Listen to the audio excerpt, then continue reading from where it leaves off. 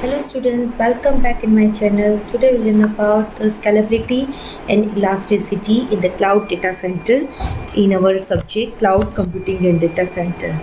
Okay, now what is the elasticity? What is the scalability? There is a minor difference between these two terminologies. Okay, પહેલા વસ્તુ આપણે સમજીએ what is elasticity. As we know કે આપણી પાસે rubber હોય છે, પ્લાસ્ટિકનું ઇલાસ્ટિક રબર, એને તમારા હાથમાં રાખો તો એની જે સાઇઝ હશે એ પ્રમાણે રહેશે. When you expand or when you can grow, તમે જ્યારે એને ખેંચશો તો એ જેટલું ખેંચવું હશે, જેની કેટલી કેપેસિટી હશે એ પ્રમાણે ખેંચાશે, રાઈટ. આફ્ટર દેટ આપણી જરૂરિયાત નથી ખેંચવાની, આપણે માનો કે કોઈની સાથે રોલ ઓન કર્યું, બાંધી દીધું, તો એની જેટલી સાઇઝ હશે એ પ્રમાણે થશે. એમાંથી તમે રિમૂવ કરો તો એ જેટલું એની સાઇઝ હશે એ પ્રમાણે શ્રિંક થઈ જશે, right.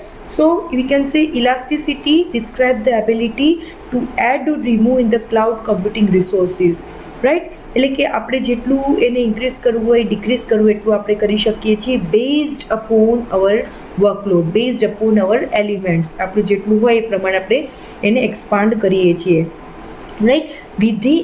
Without causing any down time. Now what is the downtime? Simple example આપું તમને કે આપણે બધા ઓનલાઈન એપ્લિકેશન્સ તો ઘણા બધા જોઈએ જ હશે, એમેઝોન, ફ્લિપકાર્ટ, મેસો, મિન્ત્રા કે જે હોય, રાઈટ. તો એની અંદર જ્યારે સેલ હોય, આમાંથી તમે બધા યુઝર હશો જ કોઈક એપ્લિકેશન્સના, તો આપણે સેલ હોય ત્યારે મેક્સિમમ યુઝર છે એ એક્સેસ કરતા હોય રાધર દેન રેગ્યુલર બેઝ ઉપર, રાઈટ. તો જ્યારે સેલ હોય ત્યારે એ લોકો વધારે રિસોર્સ યુઝ કરવા માટે એને ઇન્ક્રીઝ કરે, ગ્રો કરે, એના રિસોર્સિસ બધાને એક્સેસ થવા જોઈએ. જો માનો કે એ ત્યારે એક્સેસ ન કરે તો એને ખ્યાલ હોય તો ગોળ ગોળ ગોળ ગોળ પ્રોસેસિંગ થયા જ કરશે. તો જે ગોળ ગોળ જે ફરે છે that is non is a down time, right. આપણી કોઈ પણ એપ્લિકેશન્સ હોય છે એમાં ઝીરો ડાઉન ટાઈમ હોવો જોઈએ. જો ઝીરો ડાઉન ટાઈમવાળી એપ્લિકેશન્સ હોય દેટ મીન્સ કે યુઝરે વેઇટ કરવું નથી પડતું. યુઝર જો વેઇટ કરશે તો એપ્લિકેશન્સમાંથી લેફ્ટ થઈ જશે, they can find the another resources, right. So here in this cloud elasticity, without causing any downtime or without any disruptions, they can grow or shrink, they can add or remove the resources, right. રિસોર્સિસમાં કોઈ પણ વસ્તુ હોઈ શકે, RAM હોય, input output bandwidth હોય, સીપીયુનો processing capability હોય, કે કોઈ સ્ટોરેજ કેપેસિટી તમે કરો, પણ એને ખ્યાલ ન આવશે કે you are adding or removing, right. તો જનરલી આપણે ઓટોમેશન ટૂલ થ્રુ જ આપણે એડ ઓર રિમૂવ કરીએ છીએ, પણ even though we have to make it sure કે without any down time or any disruptions we can add or remove. Okay, generally here there are the two types of the elasticity. First છે scale out or we can say inelasticity. Second છે scaled up or down elasticity. તો આપણે પહેલાં scale આઉટની વાત કરીએ તો અહીંયા પણ એડ અથવા તો રિમૂવ, કંઈ પણ વસ્તુ આપણે કમ્પોનન્ટ્સને એડ અથવા તો રિમૂવ કરી શકીએ without expanding or diminishing the capability of the resources, right, within the cloud infrastructures. તમે એડ કરો, રિમૂવ કરો કોઈ પણ હાર્ડવેર રિસોર્સિસ, એની અંદરની જે કેપેબિલિટી હોય છે એ એક્સપાન્ડ કરો અથવા તો એના રિસોર્સિસને થોડા ડાઉન કરો વિધિન ધ ક્લાઉડ ઇન્ફ્રાસ્ટ્રક્ચર્સ. એ થયું scale out or in elasticity. Scale up અને ડાઉન ઇલાસ્ટિસિટી શું છે? સેમ વસ્તુ, એડ કરો અથવા તો રિમૂવ કરો, પણ આપણા ઇન્ફ્રાસ્ટ્રક્ચર્સની અંદર આપણી જે પરફોર્મન્સની નીડ પ્રમાણે આપણે એડ ઓર રિમૂવ કરીએ એ શું થયું? સ્કેલ અપ ઓર ડાઉન ઇલાસ્ટિસિટી. આજે માનો કે નંબર ઓફ યુઝર આટલા છે, સેલ હોય છે ત્યારે, રાઈટ, પણ જ્યારે સેલ નહીં હોય ત્યારે નંબર ઓફ યુઝર્સ છે એ લેસ થઈ જશે. એટલે we can easily grow or easily shrink, right. અહીંયા આપણી રિક્વાયરમેન્ટ્સ પ્રમાણે માનો કે ઓછા થઈ ગયા તો એ બધી વસ્તુ કેવા છે? સ્કેલઅપમાં, કે આપણી રિક્વાયરમેન્ટ્સ અત્યારે લેસ છે તો આપણે એને ડાઉન કરી દઈએ છીએ, રાઈટ. ઓકે, એટલે કે આપણે કોઈ રિસોર્સિસની એબિલિટીને મેનેજ કરવું હોય આપણા વર્કલોડ્સના પ્રમાણે, એ આપણી ડાયનામિકલી થવું જોઈએ. રાઈટ. એવું પણ કહી શકીએ કે જેટલી વાર યુઝ કરો છો એટલું આપણે એનું પે પર યુઝ આપણે એના ક્લાઉડ પ્લેટફોર્મની અંદર આપણે એને પેમેન્ટ કરીએ છીએ, રાઈટ. સો ડાયનેમિકલી આપણે કોઈ વર્કલોડ કરવો હોય, કોઈ ઈ કોમર્સ માર્કેટ પ્લેસ જે તમને એક્ઝામ્પલ આપ્યું, કોઈ સ્ટ્રીમિંગ સર્વિસીસ હોય તો એ પ્રમાણે એ પે પર યુઝ કરે છે, right. So this is about the elasticity. Now next topic, that is the scalability.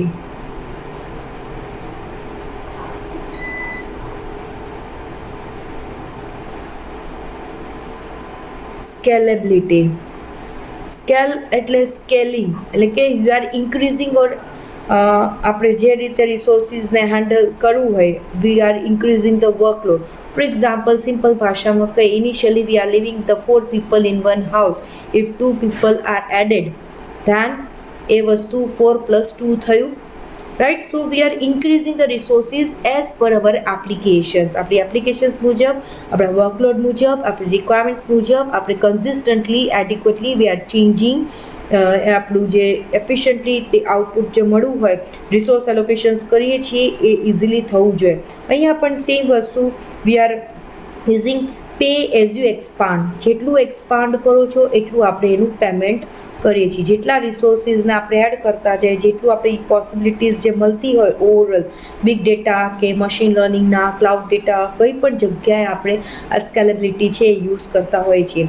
એની અંદર 3 ટાઈપ્સની સ્કેલેબિલિટીઝ છે. First, that is the horizontal scalability. Horizontal નામ as a name itself suggest, horizontally scale up કરીએ છીએ. Simple, okay. પહેલાં આપણે vertically સમજીએ. પહેલાં આપણે વર્ટિકલી સમજીએ. ફોર એક્ઝામ્પલ, આ ઊભું કરીએ, that is a vertically. For example, આપણી પાસે ડેસ્કટોપ છે. ડેસ્કટોપ 4 જીબીનું રેમ છે અને 512 જીબીની આપણી હાર્ડ ડિસ્ક છે, રાઈટ. અત્યારે આપણી પાસે આ ડેટા છે. એઝ અ યર પાસ આપણે એપ્લિકેશન્સ મુજબ આપણી પાસે ડેટા વધારે છે, આપણે રિસોર્સિસનો વધારો કરવો પડે છે, તો આપણે શું કરીએ છીએ, આ જ રિસોર્સિસની અંદર 4 જીબીના બદલે 8 જીબી કર્યું, અહીં એટલે કે +2 4 જીબી કર્યા, અને હાર્ડ ડિસ્કમાં આપણે 1 TB એક્સ્ટ્રા એડ કર્યું, તો શું થયું, વર્ટિકલી સ્કેલેબિલિટી. એ જ રિસોર્સિસની અંદર we are increasing the capacity of the current resources, that is known as a vertical scalability. Second, that is a horizontal scalability. હોરિઝોન્ટલમાં શું છે, આ જે સેમ વસ્તુ 512 + 4 જીબીનું છે, માનો કે ડેસ્કટોપ છે, પણ આપણી એપ્લિકેશન્સ મુજબ આપણે ઇન્ક્રીઝ કરવું છે. માનો કે આપણે લેપટોપ લીધું 8 જીબીનું અને 2 TBનું આપણે લીધું, રાઈટ. તો એ શું થયું, આ પણ એક રિસોર્સિસ થયું, આ પણ એક રિસોર્સ, પણ એ હોરિઝોન્ટલી આપણે સ્કેલ અપ કરીએ છીએ, રાઈટ. સિમ્પલ ભાષામાં કહે તો વર્ટિકલી શું થયું, એક ઘર છે, એક ઘરની અંદર 4 પર્સન રહે છે, 2 પર્સન એડ થયા, તો આપણે ઉપરનું એક ફ્લોર બનાવ્યું અને એમાં 2 પર્સન્સને બિલ્ટ આઉટ કર્યા. માનો કે હજુ 2 પર્સન થયા, ઉપર આપણે બિલ્ટઅપ કર્યું, 2 પર્સન્સને એડ કરતા ગયા, right. Within the same we are increasing the power of existing resources, right. એ થયું vertical scalability.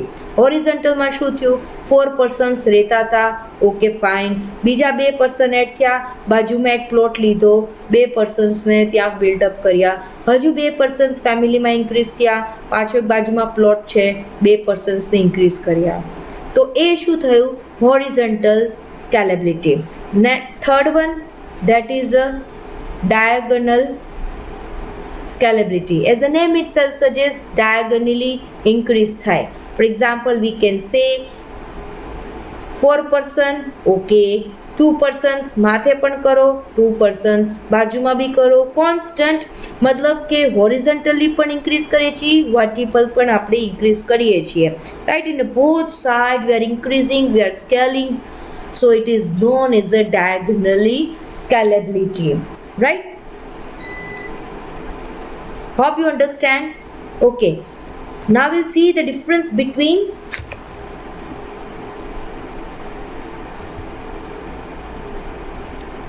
cloud elasticity and cloud scalability. Right?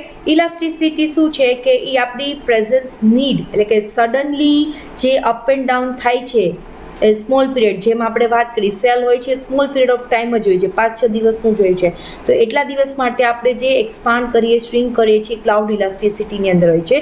Cloud સ્કેલેબિલિટીમાં આપણી સ્ટેટિક ઇન્ક્રીઝ જે થાય છે કે ભાઈ સડનલી આપણે કંઈ ઇન્ક્રીઝ નથી કરતા, આપણે જરૂરિયાત મુજબ આપણે ઇન્ક્રીઝ અથવા તો ડિક્રીઝ કર્યું. જેમ વાત કરી 4% જ આપણે રહે છે, 2-4 વર્ષ પછી આપણે 2% એડ થયા તો તમે એને ચેન્જ કરો છો, right. So it is a cloud scalability. Elasticity શું છે? તો it's a meet dynamic changes. જેમ આપણી સેલ હોય છે ત્યારે જ આપણે એને ચેન્જીસ કરીએ છીએ, આપણા રિસોર્સિસને ઇન્ક્રીઝ ડિક્રીઝ કરીએ છીએ. સ્કેલેબિલિટી શું છે?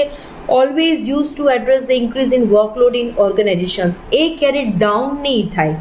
સ્કેલેબિલિટી છે એ you cannot remove, you cannot diminishing the capacity of resources. આપણે એને ઓલવેઝ ઇન્ક્રીઝના મેથડમાં જ કરીશું, રાઈટ. અહીંયા આપણે ચેન્જીસ કરતા હોય છે ઇન્ક્રીઝ ડિક્રીઝ ઇલાસ્ટિસિટીની અંદર.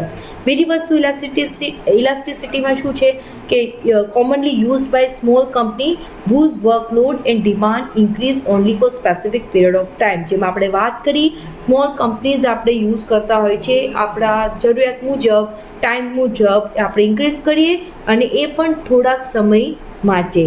Scalability use by giant companies કે કન્સિસ્ટન્ટલી એટલે પરસિસ્ટન્ટલી ગ્રો જ કરે છે અને એનું ઓપરેશન્સ આપણે એફિશિયન્ટલી જોઈએ છે, ત્યાં આપણે સ્કેલેબિલિટી યુઝ કરીએ છીએ.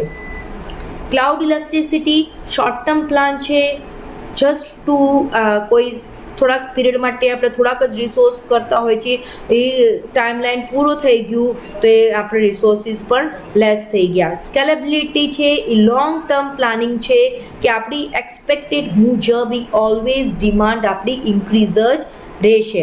આ આપણું સિઝનલ છે, જેમ એક્ઝામ્પલ આપ્યું એ મગજમાં રાખશો તો ઇલાસ્ટિસિટી અને સ્કેલેબિલિટી ક્યારેય મિક્સઅપ નહીં થાય, રાઈટ. ઇલાસ્ટિસિટી જેવું રબરને જેટલું ખેંચો કોન્સ્ટન્ટ તમે 2 કલાક કે 5 કલાક સુધી પકડી રાખશો પણ લાઈફ ટાઈમ આપણે પકડી નહીં શકીએ. સો it is known as elasticity, right. જેટલું જોઈએ છે જેટલા સમય માટે એટલું આપણે રિસોર્સિસને યુઝ કર્યું, નથી જોતું you can shrink it your seasonal period, કંઈ શ્રિંક કરી દો, એટલા રિસોર્સિસ આપણે યુઝ કર્યા. Okay. So pay per use or અહીંયા પે પર યુઝ આવશે, અહીંયા pay per expand, pay you as you expand your resources. Okay students, hope you understand the topic about the scalability and elasticity in the data center. Okay students, take care, bye.